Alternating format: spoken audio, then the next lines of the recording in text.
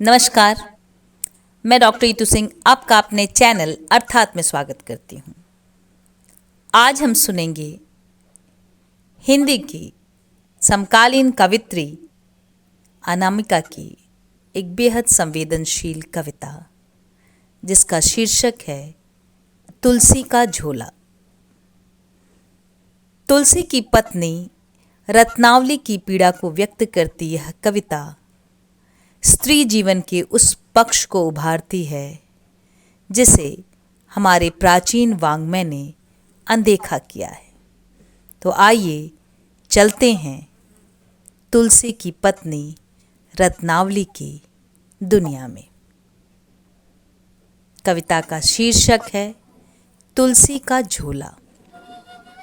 मैं रत्ना कहते थे मुझको रतन तुलसी, रतन मगर गूदड़ में सिला हुआ, किसी किसी तरह सांस लेती रही अपने गूदड़ में उज बुझाती अकबकाती हुई।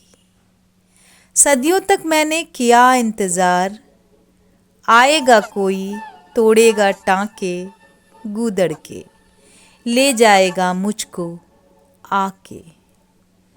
पर तुमने तो पा लिया था अब राम रतन, इस रत्ना की याद आती क्यों? घन घमंड वाली चौपाई भी लिखते हुए याद आई? नहीं आई। घन घमंड वाली ही थी वह रात भी जब मैं तुमसे झगड़ी थी। कोई जाने या नहीं जाने, मैं जानती हूँ क्यों तुमने घमंड की पटरी घन से बैठाई। नैहर बस घर ही नहीं होता, होता है नैहर अगर धत अंगड़ाई, एक निश्चित उबासी एक नन्ही सी फुर्सत। तुमने उस इतनी सी फुर्सत पर बोल दिया धावा। तो मेरे हे राम बोला, बम भोला, मैंने तुम्हें डांटा।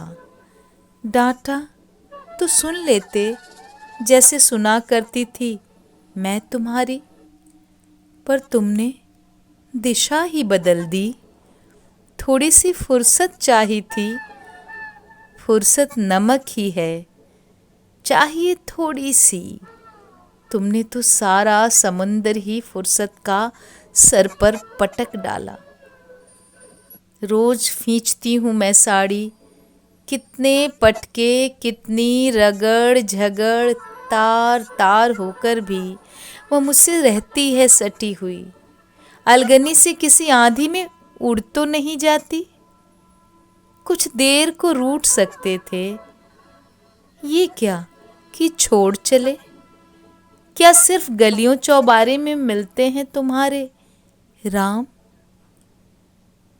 आराम में भी तो एक राम है कि नहीं? आराम तो तुमको मेरी गोद में मिला था।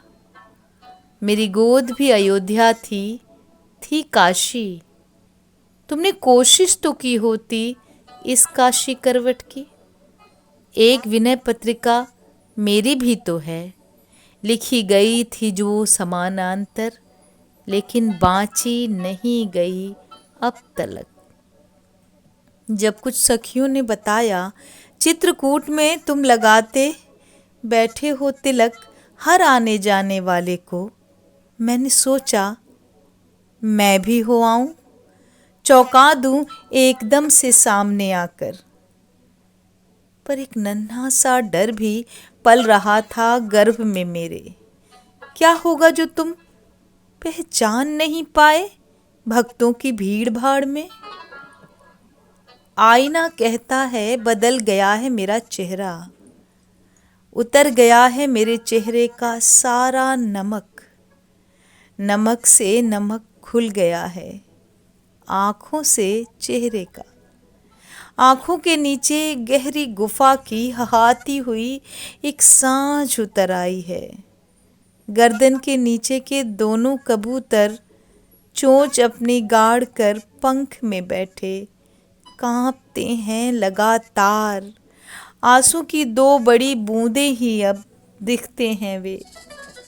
सोचती हूँ कैसे वे लगते, दूध की 2 बड़ी बूंदें जो होते, आंचल में होता जो कोई राम बोला, सीधा उसके होठ में वे टपकते। सोचती गई रास्ते भर कैसे मिलोगे, सौत तो नहीं न बनी होगी वो तुम्हारी राम भक्ति। एक बार नहीं कुल 7 बार पास मैं तुम्हारे गई, 7 बहाने लेकर। देखा नहीं लेकिन एक बार भी तुमने आंख उठाकर। क्या मेरी आवाज भूल गए, जिसकी हल्की सी भी खुसुर फुसुर पर तुम में हा उठता था समंदर। वो ही आवाज भीड़ में खो गई, जैसे आनी जानी कोई लहर। तटस्थ शब्द की व्युत्पत्ति खूब तुमने समझाई प्रियवर।